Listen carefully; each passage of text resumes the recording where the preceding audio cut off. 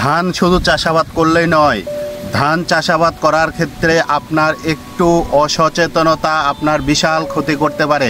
আমরা যদি লক্ষ্য করে থাকি, এইখানে যদি আমরা কোনো ধরনের বিরক্ত না করি, আমরা ক্লোজ শট ক্যামেরার মাধ্যমে যদি একটু দেখাতে চাই, প্রত্যেকটা ধানের পাতায়, প্রত্যেকটা শীষে প্রচুর পরিমাণে বিপিএইচ পোকা এখানে কিন্তু রয়েছে।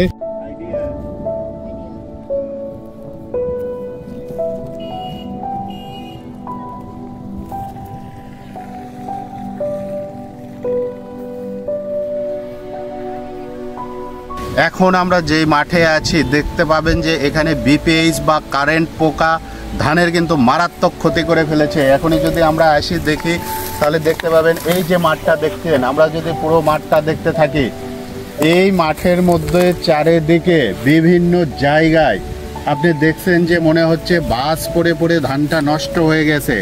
আসলে ধান কিন্তু বাজ পড়ে নষ্ট হয়ে যায়নি, কৃষকের উৎপাদিত ফসল এইটা সামান্য ভুলের কারণে, অর্থাৎ বিপিএইচ বা বাদামি গাছ ফড়িং এইটার আক্রমণের কারণে এই ধানের ফলন কিন্তু মারাত্মকভাবে ব্যাহত হয়েছে।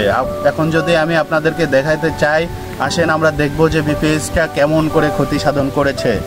এই যে দেখেন, একটা আমি মাঠে নেমে আসছি, এই মাঠে যদি আমি আপনাদেরকে দেখাতে চাই, একটু ভালো করে যদি লক্ষ্য করে দেখি, দেখবেন এই যে একটি শীষের মধ্যে কি পরিমাণ বিপিএইচ পোকা, এটাকে বলা হয় মারাত্মক পর্যায়ের আক্রমণ। এবং এই যে চারিদিকে যে পোড়া অংশটুকু দেখছেন, এইটা কিন্তু হপার বার্ন, অর্থাৎ পুড়ে গিয়েছে। এই পুড়ে যাওয়া কিন্তু আমরা যেটা জানি যে যদি 2-4 দিন আমরা মাঠ ঠিক মতো পরিদর্শন না করি, অল্প কয়েকদিনের মধ্যে এই হপার বার্ন কিন্তু লক্ষণ প্রকাশ পায়।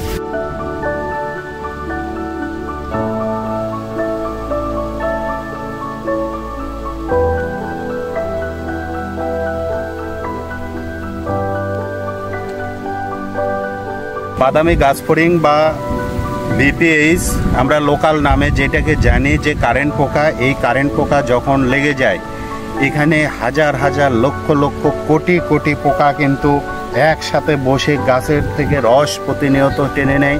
এত পরিমাণ রস টেনে নেয় যে মাত্র 2 থেকে 3 দিনের মধ্যে এখানে সম্পূর্ণ গাছ একবারে হলুদ হয়ে মারা যায়।